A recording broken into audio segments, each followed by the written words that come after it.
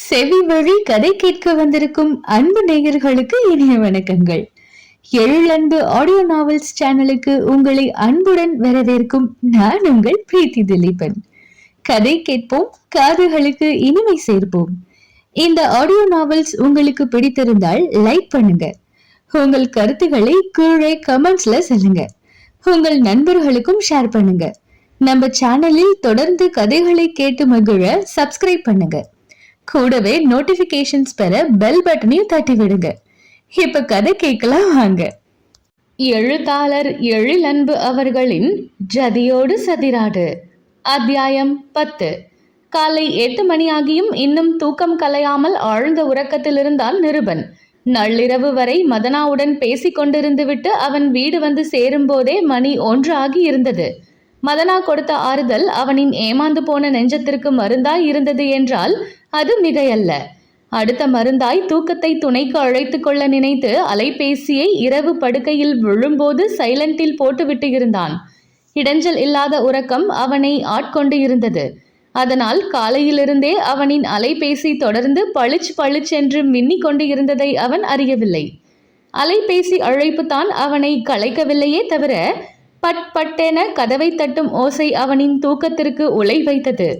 நிருபா, கதவு தர என்று கதவு தட்டலுடன் பத்மாவின் குரலும் உயர்ந்து கேட்க, மா டிஸ்டர்ப் பண்ணாதீங்க என்று தலையணையை எடுத்து முகத்தின் மேல் போட்டுக்கொண்டு மீண்டும் உறக்கத்தை தொடர முயன்றான். ஆனால் பத்மா தொடர்ந்து கதவை தட்டி கொண்டே இருந்தார். என்று சலிப்புடன் எழுந்து சென்று கதவை திறந்தவன், எதுக்குமா சும்மா கதவை தட்டுறீங்க? நான் தூங்கும் போதே 1 மணிக்கு மேல ஆகிருச்சு. இன்னும் கொஞ்ச நேரம் தூங்கலாம்னு பார்த்தா விடாம கதவை தட்டுறீங்க என்று கோபம் துள்ளிருக்க கேட்டான். கேட்டீங்களா என்று கணவரிடம் திரும்பி கோபமாக கேட்டார் பத்மா. என்ன கேட்டீங்களா? மா, என்ன எழுப்பி விட்டுட்டு அப்பா கிட்ட பேசிட்டு இருக்கீங்க? இதுக்கு எதுக்கு என்ன எழுப்பணும் என்று மகன் கடுப்பாக கேட்க, பாத்தீங்களா, இவனுக்கு தூக்கம் வருதான். ஏன் வராது? நம்ம தூக்கத்தை நல்லா கெடுத்து விட்டுட்டு இவன் தூங்க போறானா? இவனால எப்படிங்க ஒண்ணுமே நடக்காதது போல பேச முடியுது என்று பத்மா கணவரை பார்த்தே புலம்ப ஆரம்பித்திருந்தார். அன்னை பேசுவது அவனுக்கு ஒன்றும் புரியவில்லை. தந்தையை பார்த்தான். அவரோ சங்கடமும் தவிப்புமாக நின்று கொண்டு இருந்தார். அன்னையின் முகமும் சரியில்லை. அவர் தன்னுடைய தவிப்பை கோப முகம் கொண்டு மறைத்தது போல் இருந்தது. என்னாச்சுப்பா என்று தந்தையிடம் கேட்டான். கேக்குறான்ல, சொல்லுங்க என்று பத்மா கடுப்பாக சொல்ல, நீ கொஞ்ச நேரம் அமைதியா இரு பத்மா என்றவர், நீ போய் முகம் கழுவிட்டு வாப்பா, பேசுவோம் என்றார் சதாசிவம்.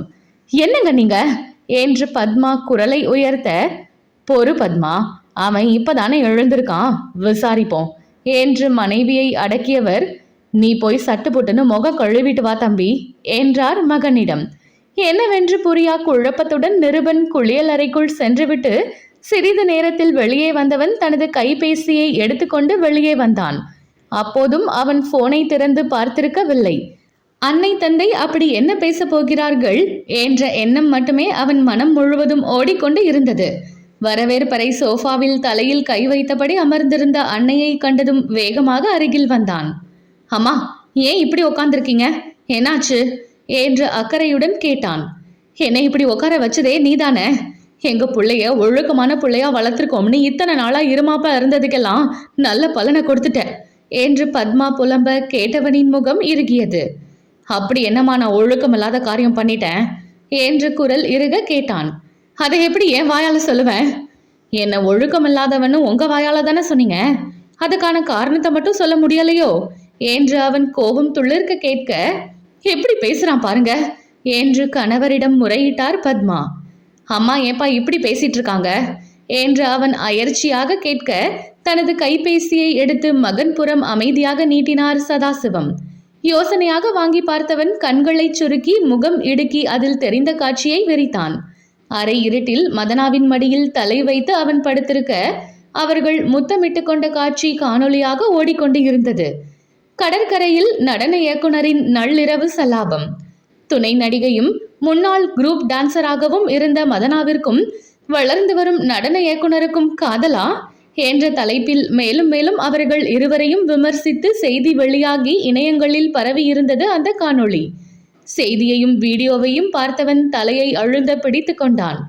இதுக்கு என்ன பதில் சொல்றான்னு கேளுங்க. நெட்ல ஒரு இடம் விடாம இந்த கன்றாவி சுத்துது. இதுக்குதான் சினிமா எல்லாம் வேண்டாம்னு தலை படம் அடிச்சுக்கிட்டேன்.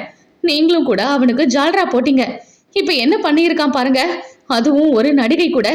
இனி அவனுக்கு எப்படி கல்யாணம் நடக்கும்? நான் பாக்குற பொண்ணுகிட்ட என்னன்னு போய் விளக்கம் சொல்லுவேன் என்று பத்மா புலம்ப நிருபன் காதில் எதுவும் விழவில்லை. தனது கைபேசியை பரபரவென எடுத்து பார்த்தான். மதனா அவனுக்கு பல முறை அழைத்திருந்தாள். அது மட்டுமில்லாமல் சில புதிய அழைப்புகள், நண்பர்களின் அழைப்புகளும் இருக்க அதையெல்லாம் புறம் தள்ளி வேகமாக மதனாவிற்கு அழைத்தான். நான் பேசிக்கிட்டே இருக்கேன், பதில் சொல்றானா பாருங்க என்று பத்மா கத்த, ஏன் ஒழுக்கம்தான் உங்ககிட்ட கேள்விக்குறி ஆயிடுச்சேமா, அப்புறம் நான் பேசுறதுக்கு இன்னும் என்ன இருக்கு என்று அவன் தீர்க்கமாக கேட்க பத்மா வாயடைத்து போய் மகனை பார்த்தார். அந்த பக்கம் அழைப்பு ஏற்கப்படாமல் இருக்க இயலாமையுடன் நெற்றியை தேய்த்து விட்டு கொண்டான். சில நொடிகளில் அவனுக்கு அழைப்பு வர வேகமாக ஏற்று மதனா என்று அழைத்தான். அந்த பக்கம் இருந்து சில நொடிகள் மதனா ஒன்றுமே பேசவில்லை. மதனா பேசுடி என்றான் தவிப்புடன். வீடியோ பாத்தியா? கமரிய குரலில் கேட்டாள் மதனா. என்றான். யார் வீடியோ எடுத்து போட்டாங்கன்னு தெரியலடா நிரு. இன்ஸ்டாகிராம், ஃபேஸ்புக், யூடியூப் மட்டும் இல்லாம ஆன்லைன் செய்தி சேனல் வர ஷேர் பண்ணிட்டாங்கடா. எனக்கு எனக்கு என்று அவள் தடுமாற்றத்துடன் புலம்ப, நான் கிஸ் பண்ணினத அவமானமா நினைக்கிறியா? அவன் கேள்வி அமைதியாக அவளை சென்று தாக்கியது.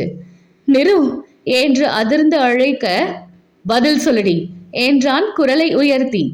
அன்னை தந்தை அருகில் அமர்ந்துதான் பேசிக்கொண்டு இருந்தான். அவர்கள் இருவரும் மகனை விழிவிரித்து பார்க்க அவனின் கவனம் எல்லாம் அவர்களில் சிறிதும் இல்லை. அதெப்படிடா நினைப்ப என்று மதனா கேட்க, அப்புறம் எதுக்கு ஃபீல் பண்ற, விடு. இப்பெல்லாம் ஒரு போனை கையில வச்சுக்கிட்டு எவன் அந்தரங்கத்தை அம்பலப்படுத்தலாம்னு தான் அலையிறானுங்க. இன்னைக்கு அவனுங்க போதைக்கு நம்மள ஊறுகா ஆக்கி இருக்கானுங்க, நாளைக்கு இன்னொருத்தனை தேடி போவானுங்க என்று அவளை சமாதானம் செய்தான். ஆனாலும் கொஞ்சம் சங்கடமா இருக்குடா நிரோ, இதனால ஓன் கெரியர்ல எதுவும் பாதிப்பு வராதே என்று அவள் நடுங்கிய குரலில் கேட்க, இப்பொழுதும் அவள் தனக்காக பார்ப்பது உணர்ந்து மௌனமானான். ஒரு நொடியில் தன்னை சமாளித்து கொண்டு தொண்டையை செருமிக் கொண்டவன், அதெல்லாம் ஒன்றும் ஆகாது, அப்படியே ஆனாலும் அதை நான் பார்த்துப்பேன் என்று அவன் சொல்லிக் கொண்டு இருக்கும் போதே மதனாவின் பக்கம் ஏதோ இரைச்சலாய் சத்தம் கேட்டது. என்னடி சத்தம் அது என்று கேட்டவனுக்கு அவள் உடனடியாக பதில் சொல்லவில்லை. ஏதோ படபடவென்று தட்டப்படுவது போலும், அதை தொடர்ந்து தண்ணீர் சத்தம் போலும் கேட்க யோசனையுடன் புருவத்தை சுருக்கினான். மதனா மதனா என்று அழைத்தவனுக்கு சில நொடிகளுக்கு பிறகே பதில் கொடுத்தாள். நிரு, நான் கொஞ்ச நேரத்துக்கு பிறகு பேசட்டுமா என்று ஏதோ ரகசிய குரலில் பேசுவது போல் அவள் பேச ஏதோ சரியில்லை என்பதை உணர்ந்தான். மதனா என்னாச்சு? எதுவும் பிரச்சனையா? என்கிட்ட சொல்லுடி என்று பரிதவிப்புடன் அவன் கேட்டுக்கொண்டு இருக்கும் போதே அழைப்பு துண்டிக்கப்பட்டது. மதனா மதனா என்று போனை கையில் வைத்துக்கொண்டு தனியாக கத்திக்கொண்டு இருந்தான். என்னாச்சு தம்பி என்று சதாசிவம் அக்கறையாக கேட்க, ஆமா ரொம்ப முக்கியம், நம்ம முன்னாடியே அவகிட்ட கொஞ்சம் பேசிக்கிட்டு இருக்கான், நீங்க என்னன்னா அவனை கண்டிக்காம கதை கேட்டுக்கிட்டு இருக்கீங்க என்று பத்மா கணவரை கண்டிக்க, அம்மா எப்ப இருந்துப்பா வில்லி அவதாரம் எடுத்தாங்க? உதட்டை அலட்சியமாக சுழித்தவாறு கேட்டான் நிருபன். ஆமாண்டா, நான் வில்லி தான். உன் பார்வை ஒரு பொண்ணு பின்னாடி போயிருச்சுல, இனி நான் உனக்கு வில்லியாதான் தெரிவேன் என்று கண்களில் துளிர்த்த கண்ணீரை துடைத்தவாறு கமரும் குரலில் சொன்னவரை சலனமே இல்லாமல் பார்த்தான் மகன். அவன் நம்ம பையன் பத்மா, அவன்கிட்ட போய் சண்டைக்காரங்கிட்ட பேசுறது போல பேசுற. ஒருவேளை அவனுக்கு அந்த பொண்ணை பிடிச்சிருந்தாதான் என்ன, அவன் மனசுப்படி அந்த பொண்ணையே அவனுக்கு கட்டி வைப்போம். அவனுக்கு செய்யாம வேற யாருக்கு செய்ய போறோம்? நீயும் டென்ஷன் ஆகி அவனையும் டென்ஷன் பண்ணி என்ன சாதிக்க போற என்று மனைவியை கடிந்து கொண்டார் சதாசிவம். நல்லா இருக்குங்க நீங்க பேசுறது. அவன் தான் கிறுக்குத்தனமா சினிமா டான்ஸ் ஆடுற பொண்ணுன்னு போறானா, நீங்களும் எல்லாத்துக்கும் தலையை ஆட்டிட்டு இருக்கீங்க. அதுவும் இப்ப அந்த பொண்ணு டான்சர் மட்டும் இல்ல, நடிகையும் கூட. 2 படத்துல நடிச்சிருக்கா, இனியும் நடிப்பா. ஒரு நடிகை நம்ம வீட்டுக்கு மருமகளா வரத நான் ஒரு நாளும் அனுமதிக்க மாட்டேன் என்றார் பத்மா. அன்னையின் மீதான நிருபனின் பார்வை மாறவே இல்லை. மதனாவை பற்றி அவர் பேசுவதை முகம் இறுக கேட்டுக்கொண்டு இருந்தான். பத்மா சொன்னது உண்மைதான். மதனா இப்போது நடிக்கவும் ஆரம்பித்து இருந்தாள். நிருபனுக்கு சைலேஷ் ஒரு பாடலுக்கு நடன இயக்குனராக இருக்கும் வாய்ப்பை கொடுத்ததும் நிருபன் மதனாவை தன்னுடைய உதவியாளராக வைத்துக் கொண்டான். படத்தின் நாயகனுக்கு அவன் நடனம் சொல்லிக் கொடுத்தால் நடிகைக்கு மதனா சொல்லித் தர வேண்டும். அப்படி இருவரும் இணைந்துதான் அந்த பாடலுக்குரிய நடனத்தை வடிவமைத்திருந்தனர். அந்த நடனத்திற்கு தனக்கு வந்த தொகையில் இருந்து ஒரு கணிசமான தொகையை மதனாவிற்கும் கொடுத்திருந்தான் தான். ஆனால் மதனாவின் அன்னை அனிதாவிற்கு அதெல்லாம் போதவில்லை. மகள் இன்னும் கை நிறைய சம்பாதிக்க வேண்டும் என்று எதிர்பார்த்தார். அதற்கு அவள் நடிக்க செல்வதுதான் ஒரே வழி என்று நினைத்தவர் படப்பிடிப்பிற்கு ஆட்கள் ஏற்பாடு செய்து கொடுக்கும் சரவணனை சந்தித்து தனது மகளுக்கு நடிக்க ஒரு வாய்ப்பு வாங்கி கொடுக்க வேண்டும் என்று கேட்டார். வாய்ப்பு இருந்தால் சொல்வதாக சொன்ன சரவணன் விரைவிலேயே வாய்ப்புடன் வந்து நின்றார். மதனாவிற்கு துணை நடிகையாக நடிக்கும் வாய்ப்பு வந்திருந்தது. அதிலும் முக்கியமாக நிருபனும் மதனாவும் நடித்த ஆல்பம் பாடலை பார்த்து அவளை நடிக்க அழைக்க அனிதாவை கைகளில் பிடிக்க முடியவில்லை.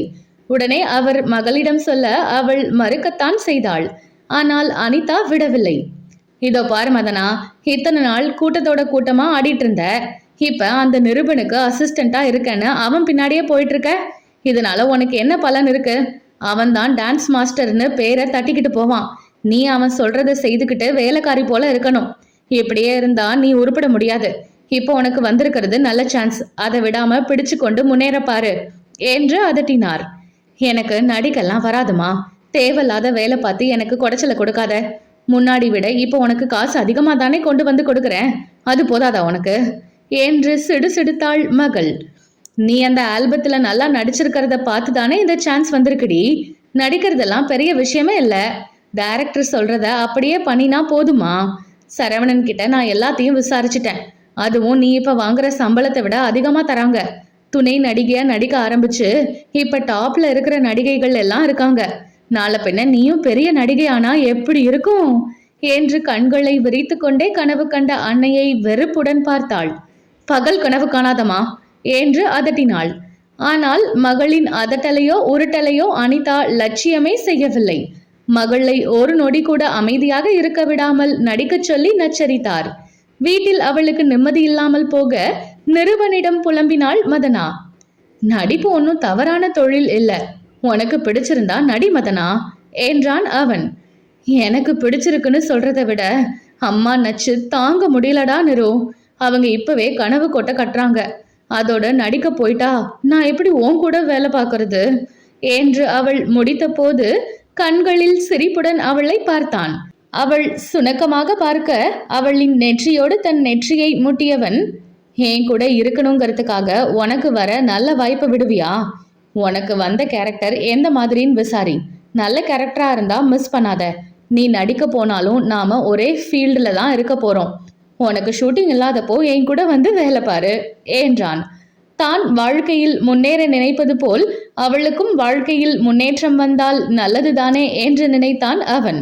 அதிலும் அவன் அவளை நடிக்க வேண்டாம் என்று ஒரு வார்த்தை சொல்லிவிட்டால் அவள் நடிக்க போக மாட்டாள் என்று அவனுக்கு நன்றாகவே தெரியும். ஆனால் அவள் வளர்ச்சியை அவனே தடுப்பது போல் இருக்கும். அவனுடைய ஒவ்வொரு வளர்ச்சியிலும் துணை நிற்பவள் அவள். அவளின் வளர்ச்சிக்கு தடைக்கல்லாக நிற்க அவன் விரும்பவில்லை. நிருபனிடம் பேசிய பிறகு மதனாவின் மனம் சற்று அமைதியாக யோசித்தது. தனக்கு வந்த கேரக்டரை பற்றி விசாரித்து மனதிற்கு சரி என்று தோன்றிய பிறகே நடிக்க ஒப்புக்கொண்டாள். நிருபன் இந்த பக்கம் அடுத்த 2 படங்களில் நடன இயக்குனராக பணியாற்றிய அதே நேரத்தில் அவளும் 2 படங்களில் சிறு வேடங்களில் நடித்திருந்தாள். தனது அன்னை இப்போது மதனாவை பற்றி குறையாக பேசிய போதும் நிருபன் அவளின் வேலையை குறையாக நினைக்கவே இல்லை.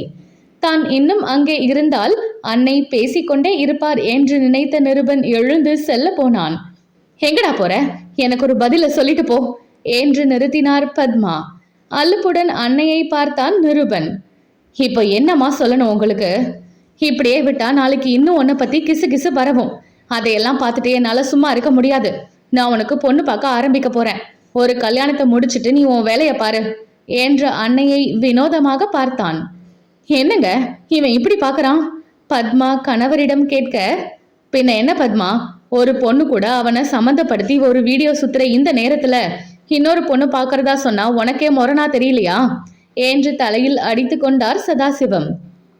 அதெல்லாம் ஏதாவது நடிப்புன்னு சொல்லி சமாளிச்சிடலாம் என்றார் பத்மா. ஹுஃப், என்று பெரியதாக மூச்சை இழுத்துவிட்டு அன்னையை பார்த்த நிருபன், யாருக்கிட்டையும் சமாளிக்கும் கஷ்டம் உங்களுக்கு வேண்டாமா? ஏன்னா இப்போதைக்கு நான் கல்யாணத்தை பத்தி யோசிக்கிறதாவே இல்லை. எனது கனவு லட்சியத்துல இப்பதான் காலடி எடுத்து வச்சிருக்கேனே தவிர அதுல நான் எதுவும் சாதிக்கல. என்னுடைய தொழில்ல எனக்குன்னு ஒரு இடம் பிடிச்ச சாதிச்ச பிறகுதான் கல்யாணம்லாம். அதனால எதை பத்தியும் கவலைப்படாம நீங்க நிம்மதியா இருங்க என்றவன் விருட்டென்று அங்கிருந்து கிளம்பி விட்டான். மதனா பேசும்போதே ஏதோ வித்தியாசத்தை உணர்ந்தவன் நேராக அவளை பார்க்க சென்றான். அவளின் வீட்டின் முன் நின்று பைக் ஹாரனை ஒலிக்க விட மதனா வெளியே வரவே இல்லை. யோசனையுடன் தாடையை தடவியவன் அலைபேசியை எடுத்து அவளுக்கு அழைத்தான். தொடர்ந்து அழைப்பு போய்கொண்டே இருந்ததே தவிர அவள் எடுக்கவே இல்லை. அவன் அழைப்பை அவள் இப்படி எடுக்காமல் இருந்ததே இல்லை. இன்று ஏதோ முரணாக மனதை நெருடியது. எப்பொழுதும் அவள் வீட்டு கதவை தட்டாதவன் இப்பொழுது வண்டியை நிறுத்திவிட்டு போய் அவளின் வீட்டு கதவை தட்டினான். சிறிது நேரத்திற்கு பிறகு கதவை திறந்த அனிதா முகத்தை சுருக்கியபடி அவனை பார்த்தார். மதனா எங்க, கூப்பிடுங்க என்றான். அவ வீட்ல இல்ல, ஷூட்டிங் போயிருக்கா என்று வெடுக்கென்று சொன்னவரை நம்பாமல் பார்த்தான். இன்று அவளுக்கு ஷூட்டிங் எதுவும் இல்லை என்று அவனுக்கு நன்றாகவே தெரியும். அப்படி இருக்க அனிதா சொல்லும் போய் அவனுக்கு கோபத்தை தந்தது. அவனுக்கு எப்போதும் அனிதாவின் மீது மரியாதை இருந்ததில்லை. பெற்ற மகளிடம் எந்த நேரமும் பணம் கேட்டு தொந்தரவு செய்யும் அவரின் குணம் அவனுக்கு அறவே பிடிக்காது. அதனால் அவரை இளக்காரமாக பார்த்தவன், போய் பேசாம போங்க, போய் மதனாவை வர சொல்லுங்க என்றான். போய் சொல்றனா? நீ ஏன் பேச மாட்ட? இதோ பாரு, அவளுக்கு இப்பதான் சினிமா சான்ஸ் வந்துகிட்டு இருக்கு. இந்த நேரம் அவ பெயரை கெடுக்கிற மாதிரி ஏதாவது பண்ணிட்டு இருக்காத. ஏற்கனவே வீடியோ ரிலீஸ் ஆனது பற்றி விசாரிக்க நிறைய பேர் கால் பண்ணிட்டாங்க. ஆம்பளை நீ அதையெல்லாம் ஒண்ணுமில்லன்னு தொடச்சு போயிட்டு போயிருவ. பொண்ணு அவ, எந்த பிரச்சனை வந்தாலும் ஊர் உலகம் அவளை தான் குறை சொல்லும். அவளை விட்டுடு என்றவரை அவன் பொருட்படுத்தவே இல்லை. அவனுக்கு மதனா பற்றி தெரியும். அப்படி அவள் வெளி உலகத்தை நினைத்து பயந்தாலும் அதையும் அவனிடம் வந்துதான் சொல்வாள் என்று. அதனால் அவரின் பேச்சை பொருட்படுத்தாமல் மதனாவாக தனக்கு அழைக்கும் நேரத்திற்கு காத்திருந்தான். ஆனால் அவனின் காத்திருப்பு பொய்த்து போனது. மதனா அவனுக்கு அழைக்கவே இல்லை. அவனின் அழைப்பிற்கும் பதில் இல்லை. ஜோடி புறாக்கள் போல் சுற்றி கொண்டு இருந்தவர்கள் இனி வேறு வேறு பாதையில் பறந்து செல்ல போவதை அந்த நேரம் நிருபன் அறியத்தான் இல்லை.